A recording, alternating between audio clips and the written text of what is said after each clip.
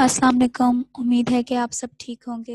आज जो है मेरा लेक्चर नंबर 1 है और मेरा जो टाइटल है लेक्चर का वो है फंडामेंटल्स ऑफ ट्रिग्नोमेट्री।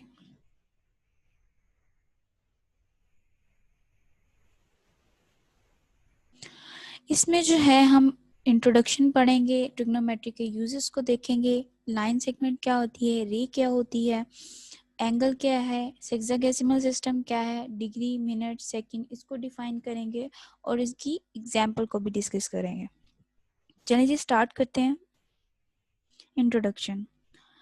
जो हमारे पास वर्ड जो है टाइटल में ट्रिग्नोमेट्री, फंडामेंटल्स ऑफ ट्रिग्नोमेट्री, पहले ट्रिग्नोमेट्री को समझना बहुत ज़रूरी है। ट्रिग्नोमेट्री जो है ये डिराइव किया गया है एक ग्रीक वर्ड से, जिसमें 3 वर्ड हैं ग्रीक हमारे पास, टेरी, गोनी, मेट्रोन। टेरी means 3, gon means angles, metron mean measurement. So trigonometry का मतलब ये हुआ measurement of angles. Uses. Trigonometry का जो यूज़ है वो बिजनेस में, इंजीनियरिंग में, नेविगेशन में, एस्ट्रोनॉमी में, सर्वेइंग में, फिजिकल और सोशल साइंसेस में होता है। Line segment. हम सब जानते हैं कि जो लाइन होती है उसको हम 2 पॉइंट को मिला के ड्रॉ करते हैं, लेकिन लाइन जो होती है हम उसको दोनों साइड से इंक्रीज कर सकते हैं। उसके दोनों साइड पे एरोस होते हैं, जैसे कि इसमें हम अगर इस साइड पे भी एरो ड्रा कर दें और इस एरो साइड पे भी एरो ड्रा कर दें तो ये लाइन सेगमेंट नहीं रहेगा, ये लाइन बन जाएगी। लाइन सेगमेंट वो पार्ट होगा लाइन का जिसको हम दोनों साइड से इंक्रीज नहीं कर सकते। रे रे जो होती है उसको एक साइड से इंक्रीज किया जा सकता है, जिस तरह आप देख सकते हैं फिगर में, यहाँ पे एक साइड पे एरो है, इट मीन्स हम इसको इस साइड से इंक्रीज कर सकते हैं। एंगल। हमने लाइन सेगमेंट को और रे को इसलिए डिस्कस किया क्योंकि एंगल में हम इनको यूज करेंगे। 2 rays with the common starting point is called angle. यहाँ फिगर 1 में हम देख सकते हैं, फर्स्ट फिगर और सेकंड फिगर दोनों में हमारे पास 2 रेज हमें नज़र आ रही हैं जो एक स्टार्टिंग पॉइंट से स्टार्ट हो रही हैं। ठीक है, हमारे पास ए ओ बी एक एंगल है, ए ओ बी एक नेगेटिव एंगल है, ए ओ बी एक पॉजिटिव एंगल है। यहाँ पे जिस कॉमन पॉइंट से जो जो 2 रे हमारे पास होंगी वो स्टार्ट होंगी, उस कॉमन पॉइंट को वर्टेक्स कहते हैं। हम किसी भी चीज़ को एक स्टार्ट देते हैं तो इसके एक स्टार्टिंग पॉइंट होता है और एक एंडिंग पॉइंट होता है। सेम एज एंगल में भी एक स्टार्टिंग पॉइंट होगा और एक एंडिंग पॉइंट होगा।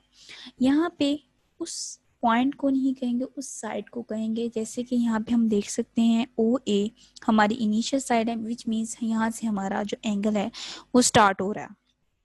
ओ बी हमारे पास टर्मिनल साइड है, इट मीन्स हमारे पास यहाँ एंगल जो है उसकी मेजरमेंट कंप्लीट हो रही है।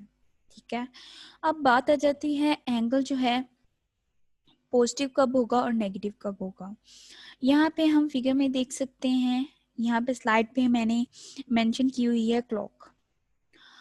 हम लोग जब हमारे पास हम इस डायरेक्शन में जा रहे हैं, इसका मतलब ये है कि हम क्लॉकवाइज डायरेक्शन में जा रहे हैं। जैसे ही हम इसके ऑपोजिट साइड में से जाना शुरू करेंगे, जैसे कि ये वाली साइड है, तो ये काउंटर क्लॉकवाइज डायरेक्शन हो जाएगी, जिसे एंटी क्लॉकवाइज डायरेक्शन भी कहते हैं।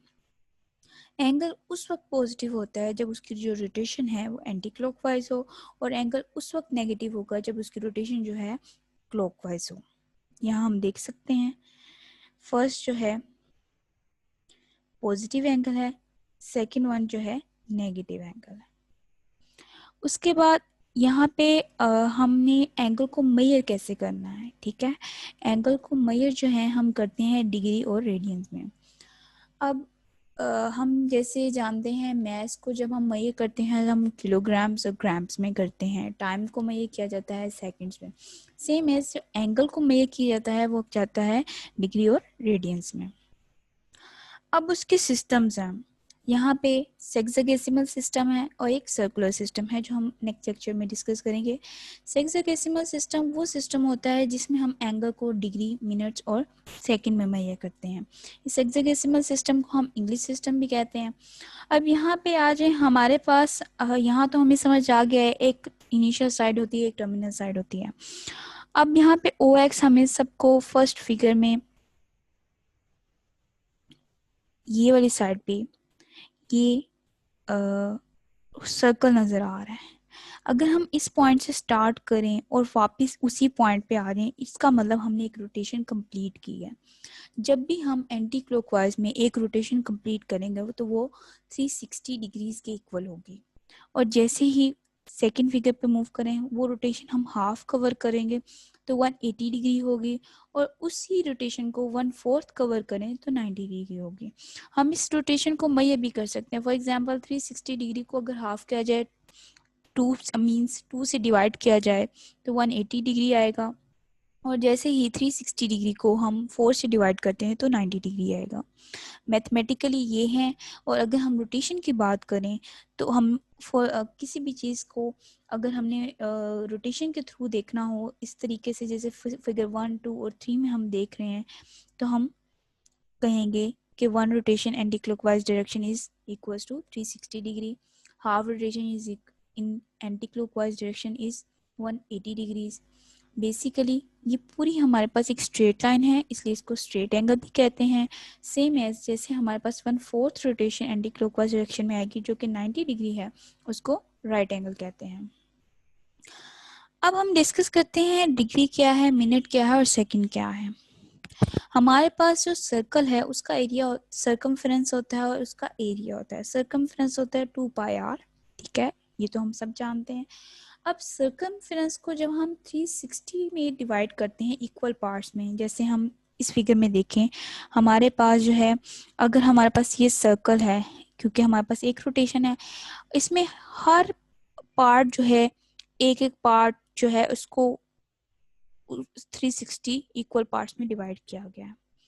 इसका मतलब हर पार्ट की रोटेशन के हर पार्ट की जो मेजरमेंट है वो 1 डिग्री होगी, और हर डिग्री जो है उसको 60 इक्वल पार्ट्स में डिवाइड किया गया है। इसका मतलब एक जो हर रोटेशन की जब जो 60 इक्वल पार्ट्स हैं हमारे पास, अगर हम उसकी रोटेशन में हर रोटेशन को मेजर करेंगे तो वो 1 मिनट के इक्वल होगी। और जैसे ही हम सेकंड को मेजर करना है तो 1 मिनट को हम 60 इक्वल पार्ट्स में डिवाइड करते हैं, और हर पार्ट की जो मेजरमेंट है वो 1 सेकंड होगी। क्लियर?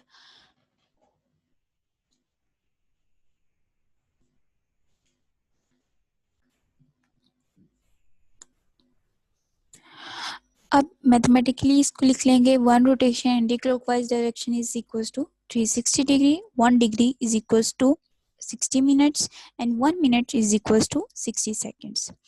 अब हमारे पास क्वेश्चन ये आते हैं एग्जाम्स में कि हमारे पास क्वेश्चन गिवन है, उसको डिग्री, मिनट्स और सेकंड में कैसे कन्वर्ट करना है।